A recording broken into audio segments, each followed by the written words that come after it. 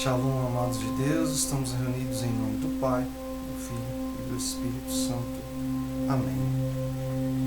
Proclamação do Evangelho de Jesus Cristo, segundo Lucas. E depois de cumprir tudo segundo a lei do Senhor, voltaram para a sua cidade de Nazaré. Entretanto, o menino crescia e se fortificava, cheio de sabedoria, e a graça de Deus estava com ele. E seus pais iam todos os anos a Jerusalém no dia solene da Páscoa.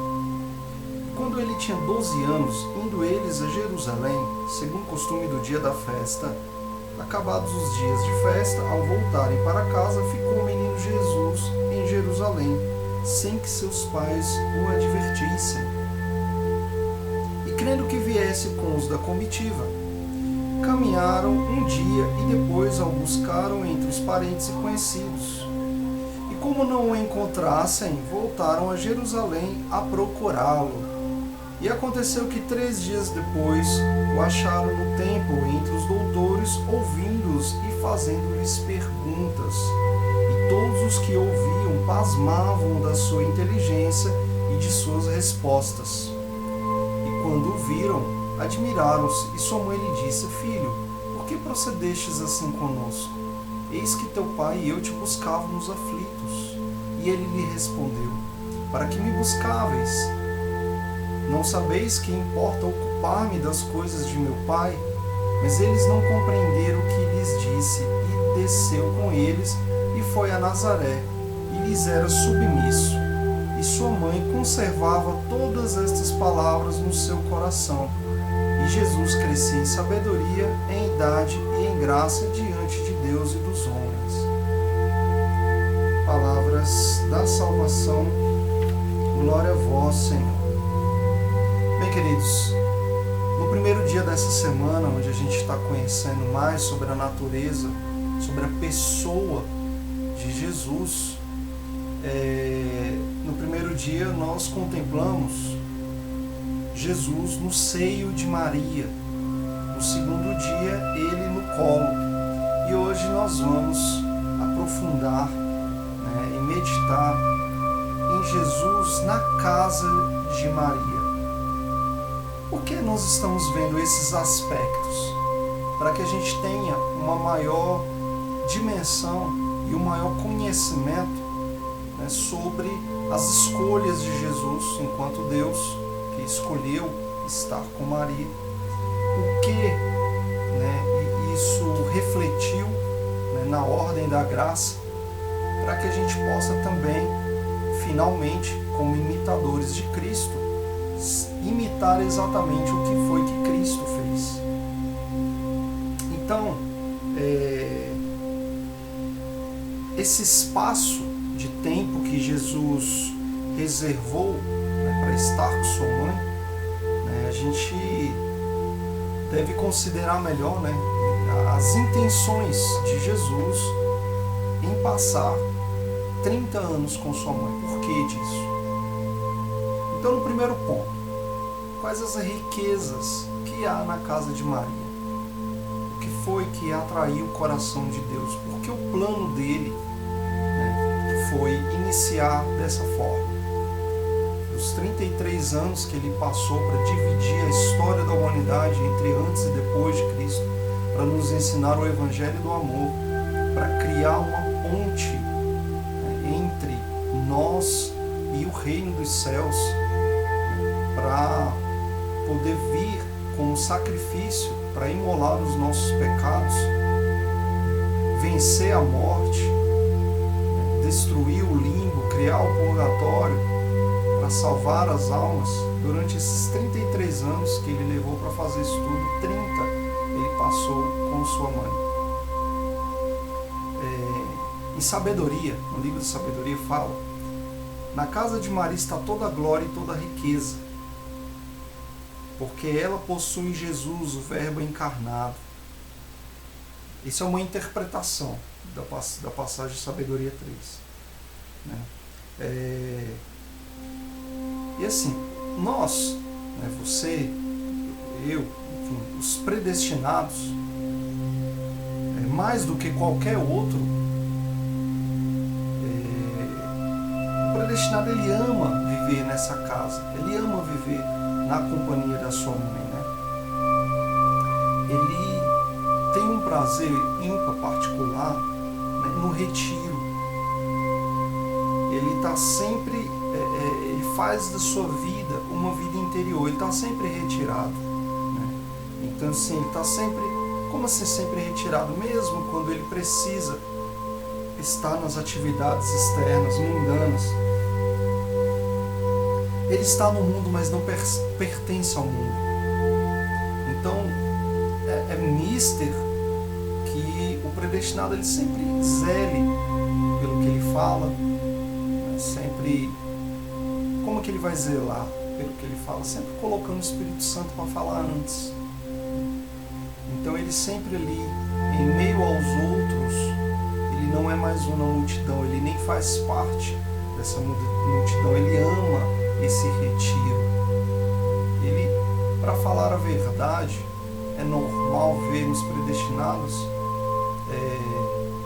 um amor pela vida em oração. Ele realmente, ele começa a ver tudo como uma missão e ele só vai, vamos dizer assim, ele só sai do seu retiro na ordem natural, porque na ordem da graça ele nunca sai do seu retiro, na ordem natural ele só sai quando é realmente necessário, né? Então ele fica o tempo inteiro, até quando está dormindo, na companhia de Nossa Senhora. E a glória de Nossa Senhora está dentro dela, porque Cristo nasce de dentro dela, não é isso? Então assim, quem viver com Jesus dentro, né, da casa de Maria, ele vai acabar amando esse escondimento, essa vida oculta. Até porque o que é que tem no mundo para ele? Não é isso? Então assim, ele acaba não se preocupando, né, vamos dizer assim, com a vida normal, com o jeito normal de viver do mundo. Porque para o predestinado, à luz de tudo que a gente já viu e à luz dessa formação mariana, realmente a vida lá fora ela é muito frívola, ela é muito superficial, né? Os valores, as conversas, né? A inteligência do mundo, que é loucura, né? Diante da inteligência de Deus, tudo isso é muito débil. Ele que tem ali um tesouro guardado no coração, não vê mais valor, né? Porque tudo que tem no mundo passa, e o tesouro que o predestinado tem no coração não passa, que é Cristo, né? Então, um aspecto, né? As pessoas que estão lá fora, e que devemos ajudar a resgatar, né? Ela tudo quer ver, tudo, essas pessoas, tudo ela quer experimentar. Pra gente não, tudo a gente também pode, mas nem tudo nos convém, né? Se essas pessoas, além de tudo querer provar, tudo querer ver, tudo querer participar, ela quer que todos a vejam na contramão do predestinado, que ama o escondimento. As pessoas lá fora, elas vivem banhadas em 1001 inutilidades. Uma inutilidade tamanha, né? E essas inutilidades, para elas, são as coisas mais importantes, assumem uma importância ímpar. E aquilo para a gente é uma bobagem tão grande, que a gente precisa até se policiar para não parecer, não que sejamos, mas às vezes essa comparação acaba nos fazendo assumir uma feição de até um pouco de desprezo a essas coisas, porque realmente não nos apetece, não enche os nossos olhos, né? Então assim, porque a gente está no mundo, mas não é dele. Então quando a gente trava um diálogo, a gente vai ver, a gente vai se deparar com valores, né? Com ideias, com viés, com filosofias completamente equivocadas, ali, rasas, né? Que vão assumir um ar de total grandeza, mas que a gente sabe que de grande não há nada. Grande ali, nas ideias que vêm do mundo, nas palavras das pessoas que estão no mundo e são dele, grande ali é só vazio. Então a gente às vezes até tem que cuidar para que a nossa falta de interesse, né, no não escondimento não soe, não pareça como uma arrogância, como se a gente estivesse ali desdenhando, né, mas pelo contrário, a gente deve, né, mostrar um interesse que a pessoa pode até interpretar como um interesse no que ela está falando, ou nas coisas dela, ou no que ela está ostentando, mas na verdade o nosso interesse é na alma dela. Nosso interesse, ele se dá porque Deus ama ela, porque Deus está interessado nela. E nós, como imitadores de Cristo, como o nosso coração já foi transplantado, trocado pelo coração de Cristo, temos todo o interesse nela. Amamos também, né, as coisas que Deus deu para ela. Amamos os talentos dela. A gente não ama a relação que ela tem com as coisas da vida dela, né, que a gente já viu que é totalmente doente. Mas a gente ama também. Então, quando a pessoa vem ostentar uma determinada posse, a gente sabe que Deus permitiu, glória a Deus, a gente dá glória a Deus, se alegra com ela pelaquela vitória, que às vezes a pessoa está até tentando usar para te diminuir, mas você não, o seu valor nunca vai mudar. Você vale o preço de um Deus morto na cruz e ressuscitado, o sangue derramado de Deus. Não é isso? Então, só que por mais que a pessoa até se iluda achando que você está interessado nas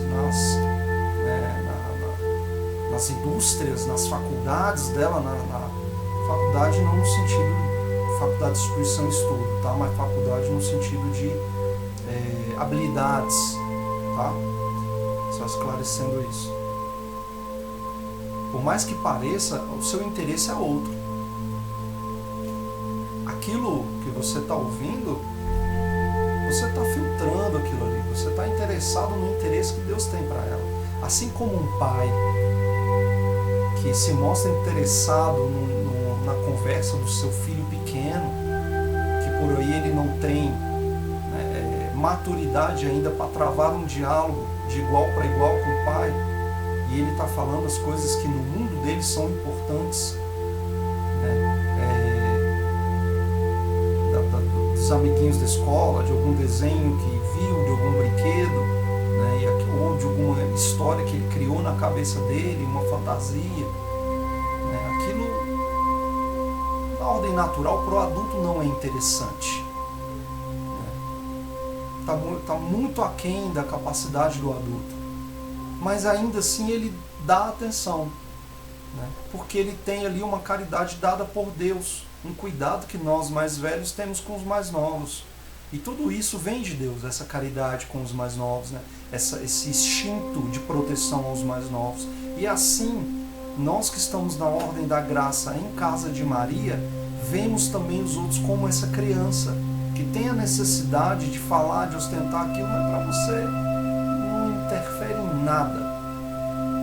Você tem o mesmo interesse que o pai tem no filho pequeno, que é formar, que é doutrinar, que é levar ele para a idade plena.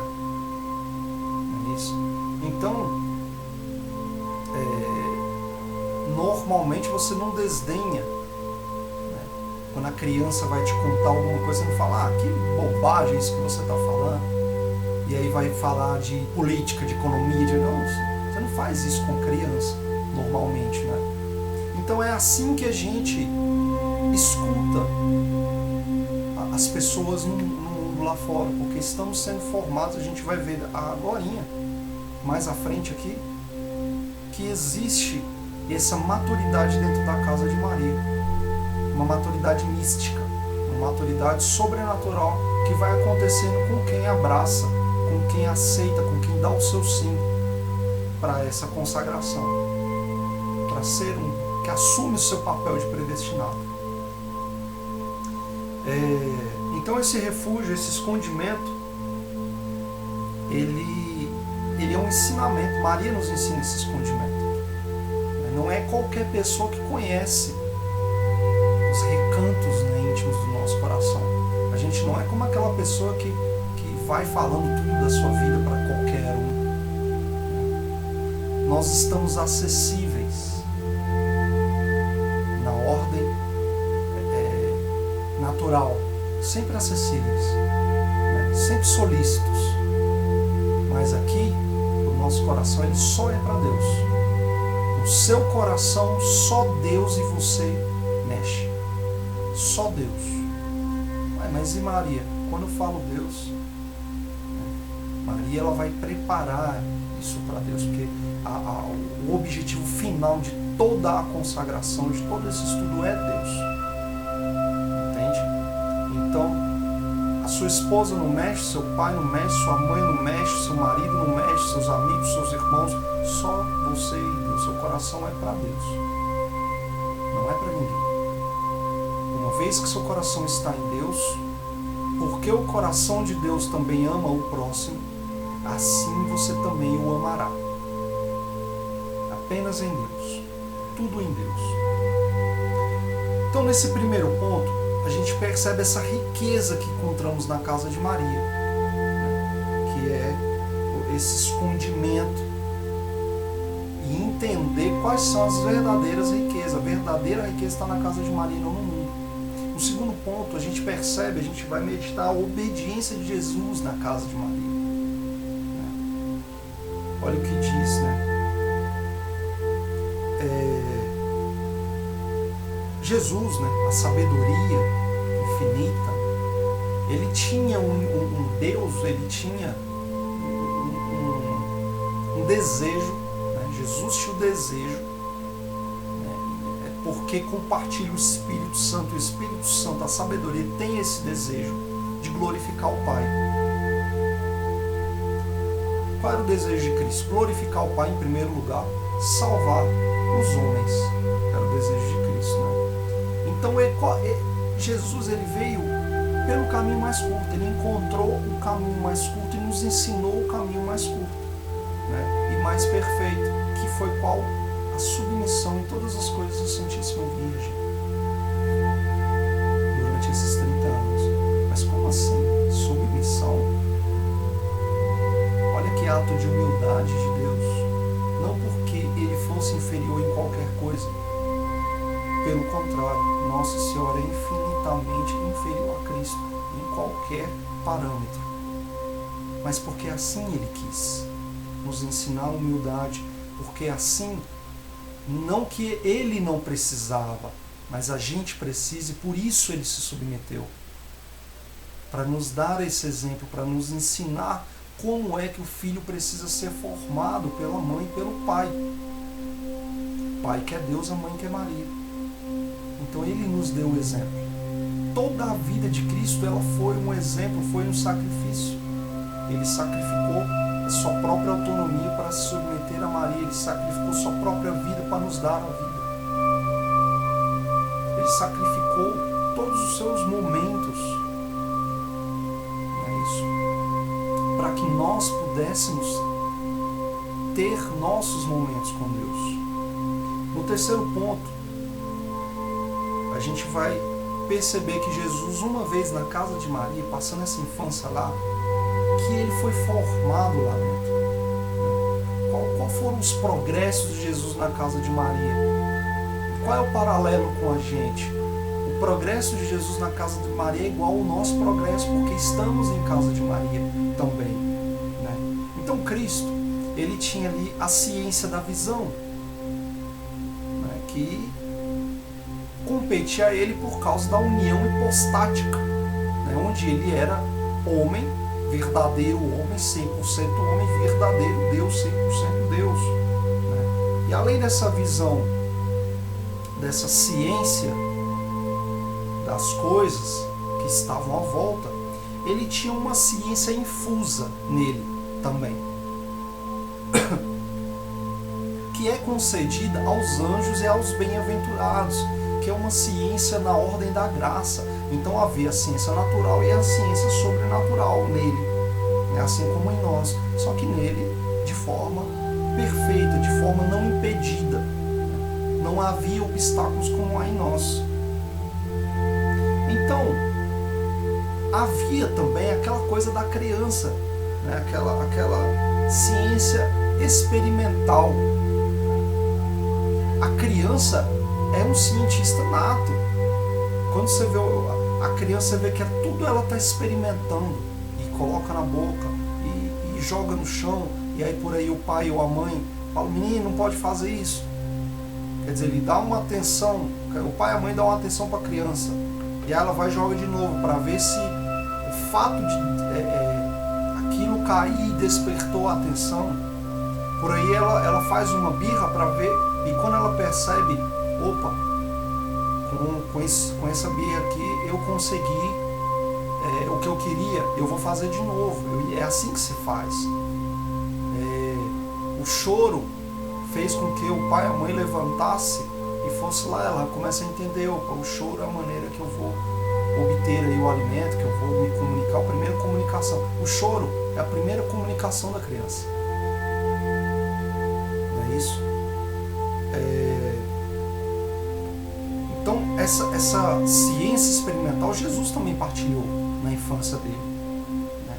E a gente cresce nessa ciência também, a gente vai experimentando, e dali as coisas não são mais simples, né? Quando vai crescendo, a gente vai experimentando e às vezes sofrendo na carne, né, a consequência.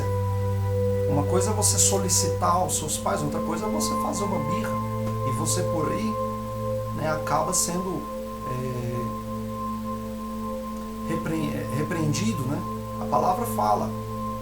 Hoje a gente vê muita criança mal educada, né? Que não há educação em casa. Os pais deixando a educação para a criança, para as instituições, para a escola. Se você não educa teu filho em casa, teu filho vai ser educado na rua, né? Porque ele precisa de uma autoridade, de uma figura de autoridade. Se não há autoridade em casa, vai haver na rua.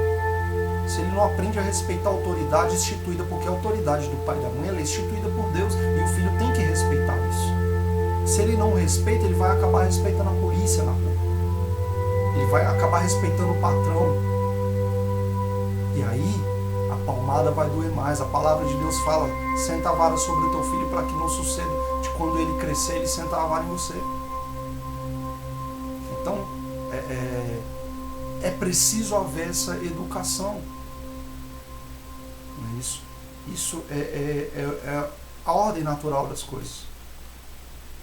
Então, ali, assim como nós também vamos experimentando as coisas e vamos aprendendo com isso, também Jesus foi experimentando. E ele foi, vamos dizer assim, crescendo e fazendo progresso, né, na casa de Maria, assim como nós. Então, Nossa Senhora vai obter de Deus, na casa dela, toda a ciência experimental para nós. Olha que maravilha! Não precisamos ir lá fora quebrar a cara. Essa experiência vai nos ser transmitida por ela. Em tudo devemos recorrer a ela. Diante de algo: mãe, o que eu faço? O que é para fazer? E ela vai comunicar para você. Ela vai fazer você participar da sabedoria divina na casa dela, né? Então eu estava falando desse crescimento na casa, preste muita atenção nisso.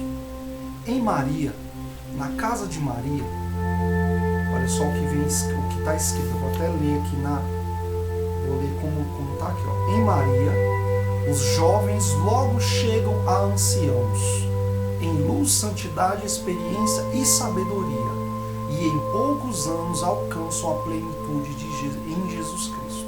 A plenitude de Jesus Cristo. Vamos entender isso daqui. Dentro dessa consagração, né, para você que a abraçou com humildade e, portanto, direito, porque aí passou a ser Maria te formando, você chega como um recém-nascido, como uma criança. E logo, essa criança, ela já vai se assemelhar em que? Em luz, ser de sal da terra e luz do mundo, ou seja, em luz, em referência, em ser um farol para os outros.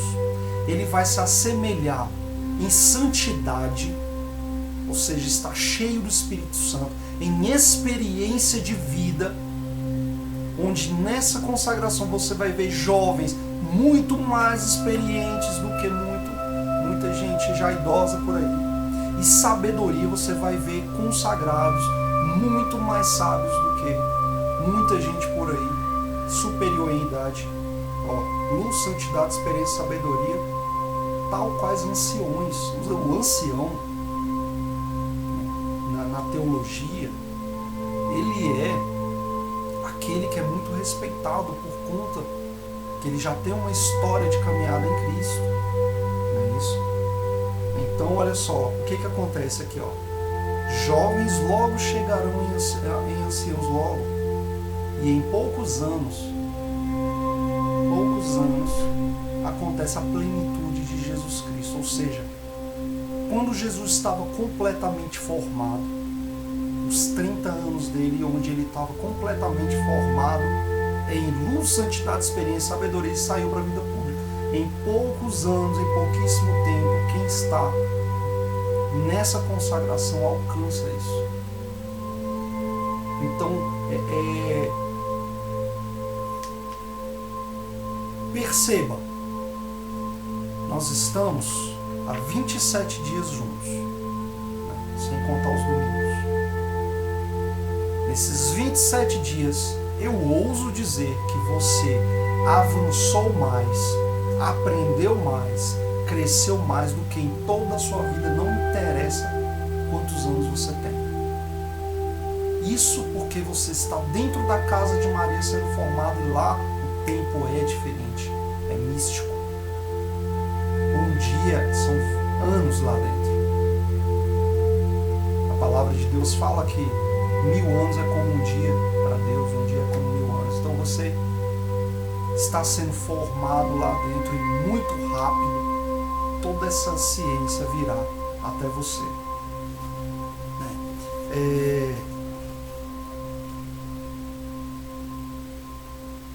Falando um pouco mais sobre essa questão do escondimento, a gente precisa aprofundar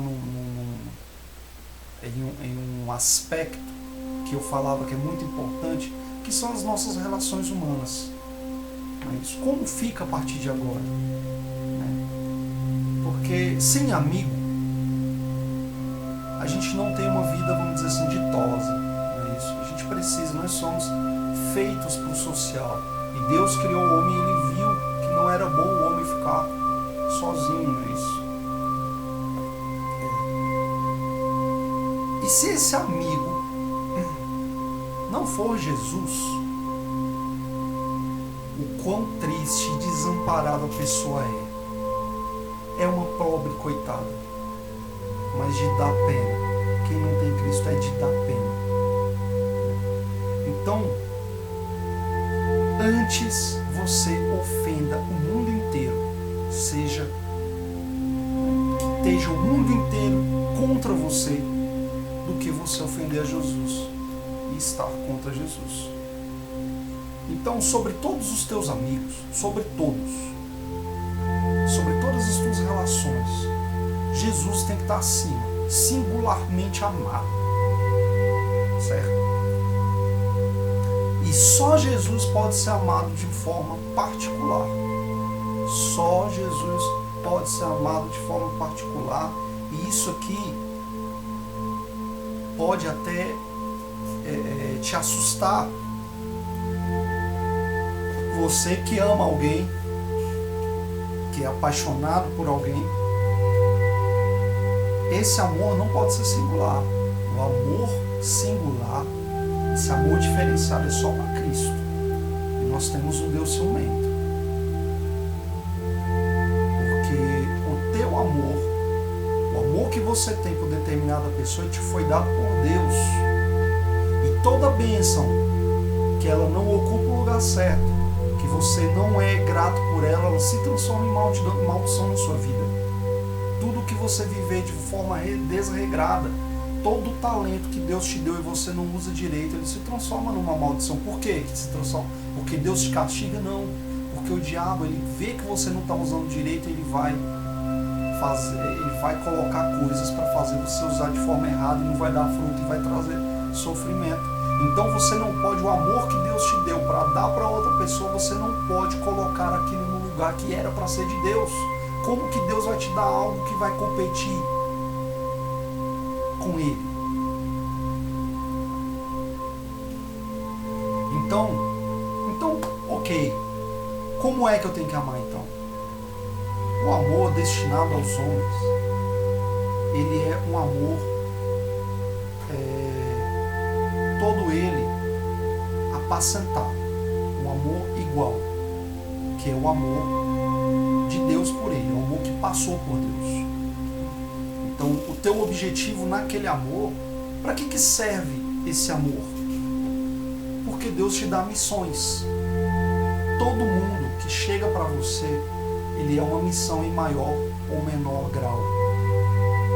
Algumas missões vão implicar que você se torne uma só carne com aquela pessoa, que é o sacramento do matrimônio, é uma missão. Qual que é a tua missão? É ser o cajado. Você que é homem, qual que é a tua missão enquanto homem? Enquanto marido, é ser José. É manter tua esposa em segurança. Como assim segurança? Proteger de bandido? Proteger também.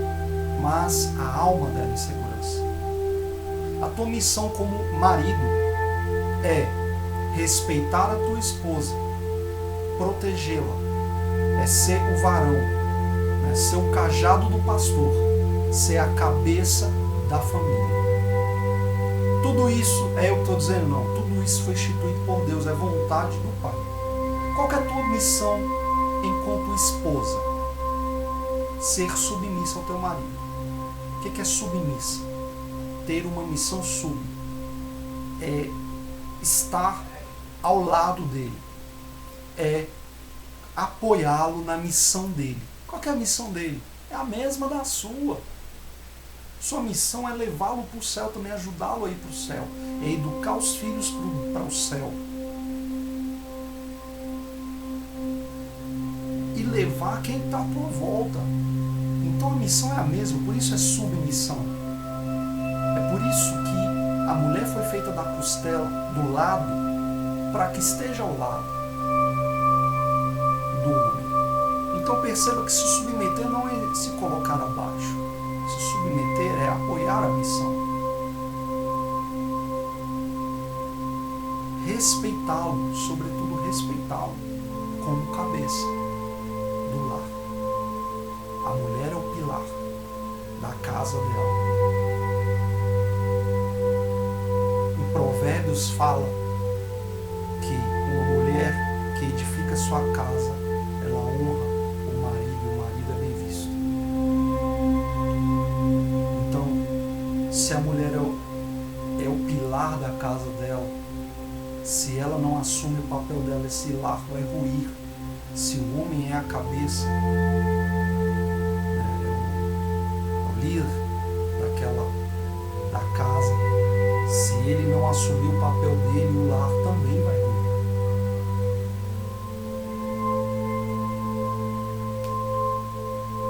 Então, seus amigos também são missões. Seu pai, sua mãe, seus filhos, tudo isso são missões. E para que a gente possa, porque não é, preste atenção, essas missões não são naturais, não são da ordem natural, elas são sobrenaturais. E por isso, Deus, sabendo que nós somos imperfeitos, incapazes de se mover sem a ação dele, é por isso que Deus nos dá amor para com as pessoas. Como é que Deus vai te dar o amor? Porque sem esse amor você não aguenta, você só suporta a tua esposa, você só suporta o teu marido, você só suporta os desmandos dos teus filhos, você só suporta esse crescimento do teu filho. Teu filho só tem essa relação de respeito porque você é pai, esse laço sanguíneo. Você só suporta os teus amigos, você só suporta por causa do amor que Deus te deu. Ele te deu algo sobrenatural para que você, porque de maneira natural você não cumpriria a tua missão. E aí quando você passa a amar qualquer pessoa que seja, ou qualquer coisa que seja, porque até pelos sonhos, pelas coisas, é Deus que nos dá o amor pelas coisas, para que tenhamos zelo, para que não desistamos. Quando você passa a amar isso, colocar qualquer coisa ou alguém no lugar que era para ser de Deus, aquilo vai virar maldição. Então você tem que entender que esse amor, ele é uma ferramenta para que você realize a tua missão. É só para isso que serve. Você não precisa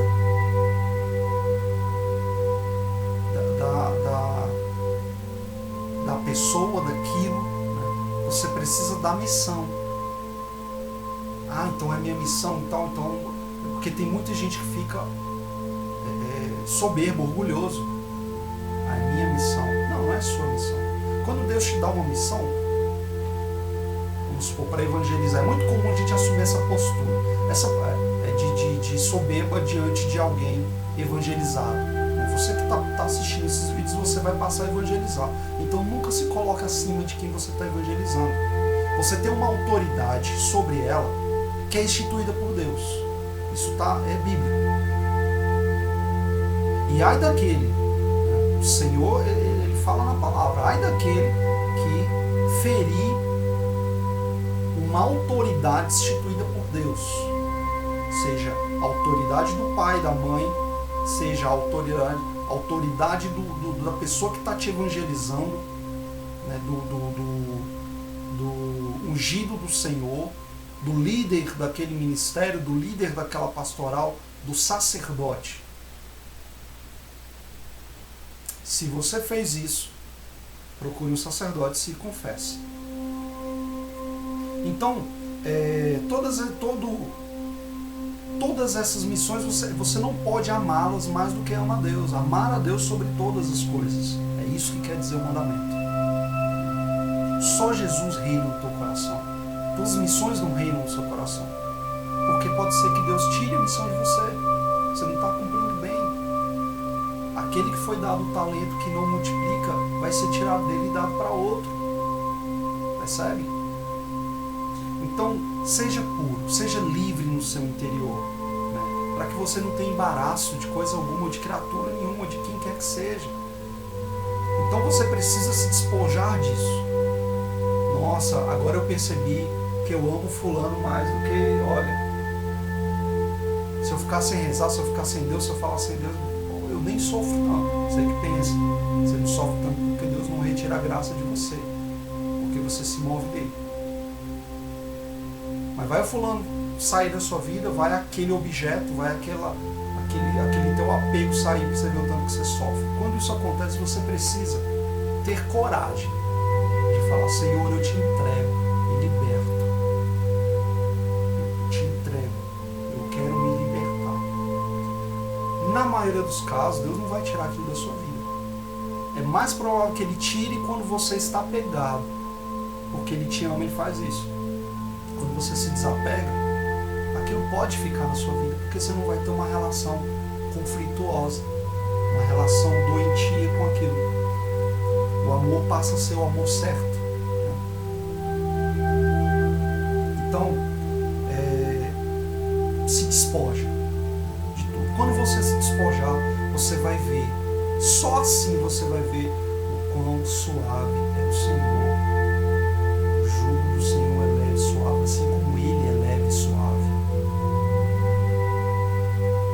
Agora, você não tem como conseguir isso, falo sempre, se você não for ajudado pela graça.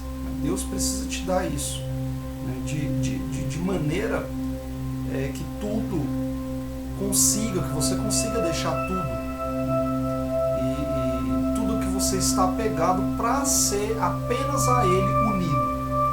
Então você vai ser unida com o Senhor. E quando essa graça vem, quando a graça de Deus vem a você, nesse momento que a graça vem, você, olha, preste atenção, com a graça de Deus em você, tudo você pode em Deus. Você pode realizar qualquer coisa com a graça de Deus. Você crê nessa graça, você pode ordenar que uma montanha se levante e mude de lugar e ela vai te obedecer. Isso o Senhor nos fala, né? Porém, quando essa graça nos desampara, quando essa graça não está em nós, a gente fica abandonado aos castigos, às consequências do nosso pecado, dos nossos atos. Porém, quando isso te acontecer, a gente não deve, porque às vezes a gente não deve desfalecer, a gente não deve desesperar, a gente não deve se entristecer, porque às vezes a gente chegou nessa consagração, mas a gente ainda está pagando o preço da falta da graça. A gente ainda está pagando o preço da desgraça que se abateu sobre a nossa vida. Por conta dos nossos apegos, por conta dos nossos pecados, dos nossos atos pregressos que trouxeram e trazem sofrimento às vezes até hoje. Então, quando isso acontecer, quando a ausência da graça acontecer, que a ausência da graça é o que traz o sofrimento, a gente não deve se desesperar. O que a gente deve fazer? Se conformar, não tem outra maneira de falar isso. Se conforma com a vontade de Deus. E sofre com ânimo. O que é conformar? O que é conformar, irmãos? Concordar com a forma. Concorde com a forma que Deus está te ensinando. Com quem é você para discordar de Deus? Concorde com a forma, porque você aprontou. Você tinha as suas misérias, você tinha os seus apegos, você tinha os seus pecados, às vezes ainda tem, e isso gerou consequências. Mas como você está em Deus, Deus vai usar, olha que misericórdia, que lindeza de Deus. Deus vai usar até as consequências dos teus maus hábitos, porque eles estão consagrados a Maria, porque, não vou falar de novo, as tuas más ações estão também consagradas a Maria, e por conta disso, e por este motivo, Ele vai usá-los para te formar na casa de Maria, vai usar para te amadurecer, vai usar para te tornar forte e para que você expie seus pecados, para que você mortifique tua carne, para que você caminhe para o céu. E aí, como é que você não vai concordar com isso? Então se conforme, concorde com a forma que Deus age. Até porque tudo que te acontecer, você precisa entender e perceber que Deus, Ele não muda. E todas as coisas criadas por Ele refletem a imagem de Deus. Tá certo, e o que tem a ver isso com eu concordar com a maneira que Deus, que essa tempestade... Queridos, preste atenção na natureza, na criação. coração de Deus e você vai entender a didática de Deus. O que vem depois da tempestade? Não é a bonança. O que vem depois da noite escura? Não é o dia.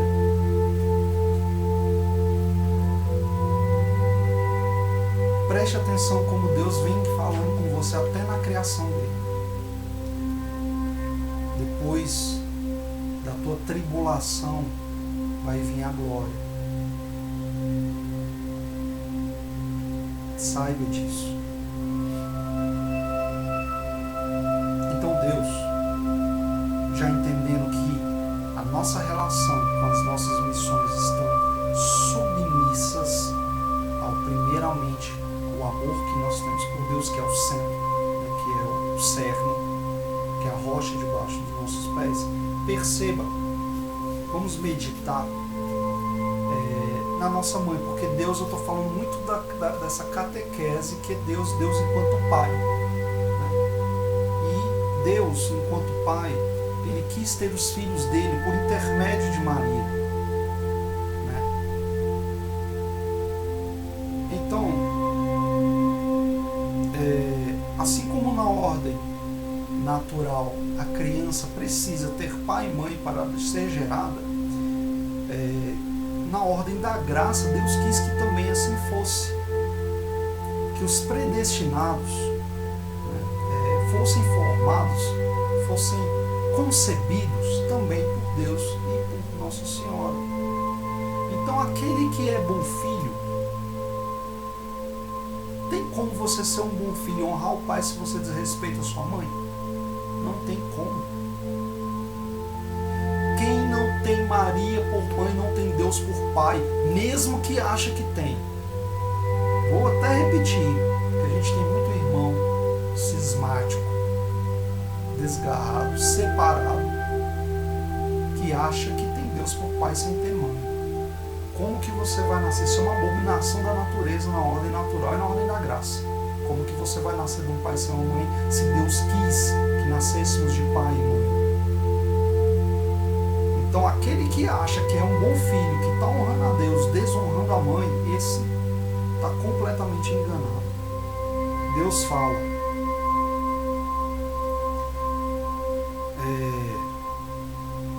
Deus, meu Pai, deu-me como herança todas as nações da terra, todos os homens bons e maus, predestinados ou reprobos. Reprobos é como se a gente falasse assim, os mundanos, né? Os ímpios, né? As pessoas que a gente está aprendendo a deixar, o homem velho, aquele que deposita ali toda as confianças dele, todos os amores, tudo no mundo. A uns conduzirei com um cajado de ouro, a outros com férrea vara. De um serei amigo e advogado, do outro vingador, e de todos juiz. Porém, vós, minha cara mãe, sereis herdeira e possuidora somente dos predestinados, cuja figura é Israel. Israel, lembra que eu contei a história de Jacó, que lutou com Deus e virou Israel, que tinha o irmão Esaú. E como sua boa mãe, vós os gerareis e educareis. Olha só, o desígnio de Deus para Maria, nos gerar e nos educar. E como sua soberana, Deus colocou Maria como rainha, como nossa soberana. Os conduzireis, governareis e defendereis. Santo Agostinho, ele vai falar que todos os predestinados, a fim de serem conformes à imagem do Filho de Deus, ou seja, imitadores de Cristo, vivem neste mundo ocultos no seio da Santíssima Virgem, onde são guardados, alimentados, mantidos e desenvolvidos por essa boa mãe, até que depois da morte, que é propriamente o dia do nascimento. O que ele quer dizer isso? Na teologia, para a igreja, a hora da nossa morte é quando na verdade a gente vai nascer. A gente nasce para o céu. depois da morte, que é propriamente o dia do nascimento, ela os dá a luz para a glória. Nós estamos aqui nessa vida no útero de Maria. Quando morrermos, iremos nascer. Olha o que o Espírito Santo fala. Lançai as raízes de todas as virtudes em meus escolhidos, a fim de que vão crescendo de virtude em virtude, de graça em graça. Graça em graça. Ele está falando aqui para Maria. Então, gente, na criação, Deus colocou assim, lembra da missão? Deus não colocou, não foi Deus que deu o amor que você tem pelos seus pais, pelos seus filhos, pelo seu cônjuge, pelos seus irmãos? Na criação, Deus colocou um amor profundo, obstinado, eu diria quase irracional em Nossa Senhora. Imagina o tamanho da missão dela.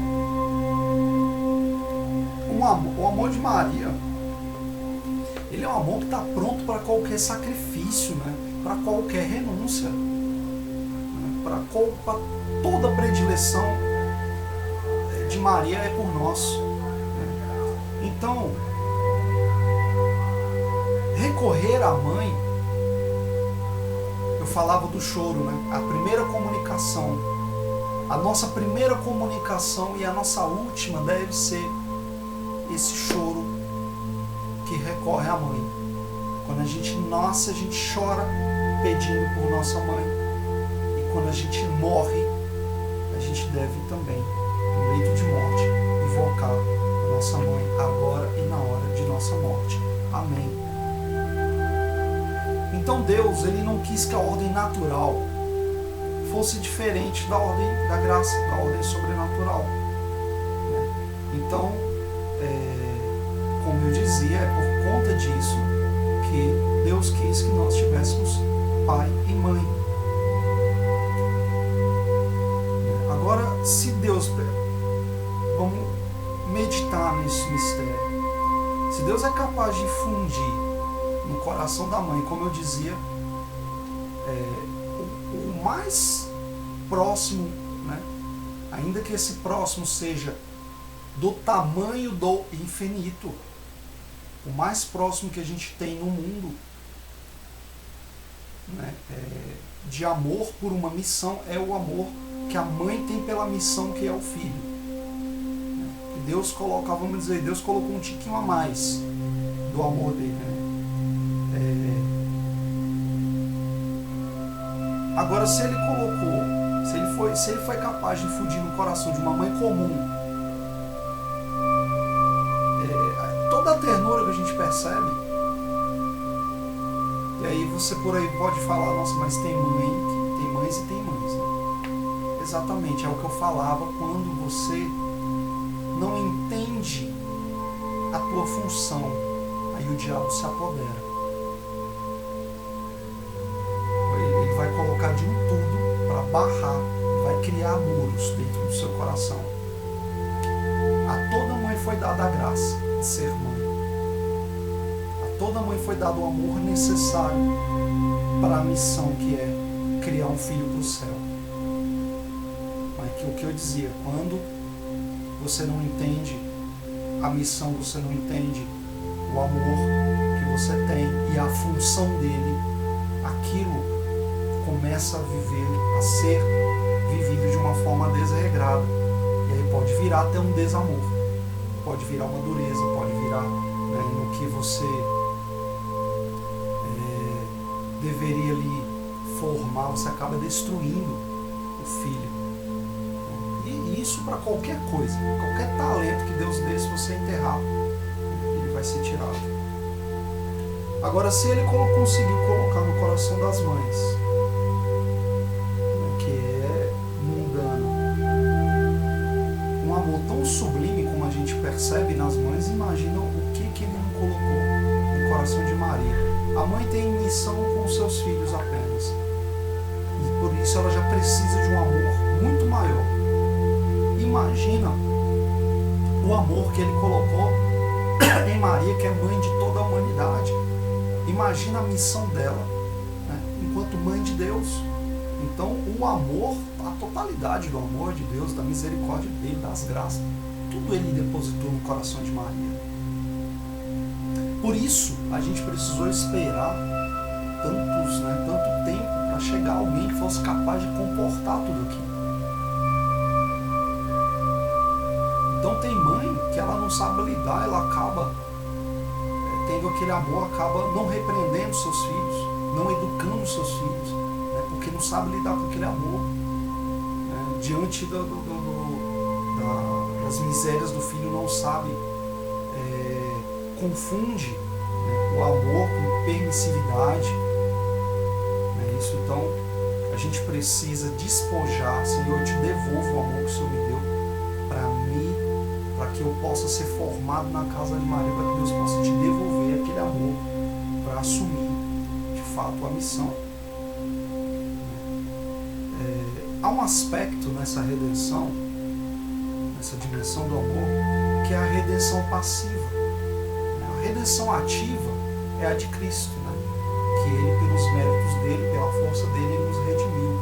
Mas existe também a redenção passiva, que se dá no seio de Maria. E só de você estar ali, você já é formado e acaba, né, comungando da redenção, porque uma vez que você está formado na casa de Maria, você forçosamente acaba indo de forma mais perfeita para os braços do Senhor.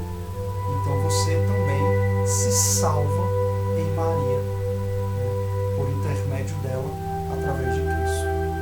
E esse é o grande mistério do amor materno de Maria. Que o amor de Maria, ele não é maior do que o amor de Deus. Por que que ele não é maior?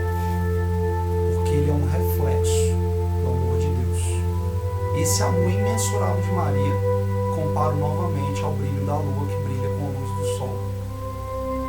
Então é um reflexo do amor de Deus. Amém? Aqui estávamos e sempre estaremos reunidos em nome do Pai, do Filho e do Espírito.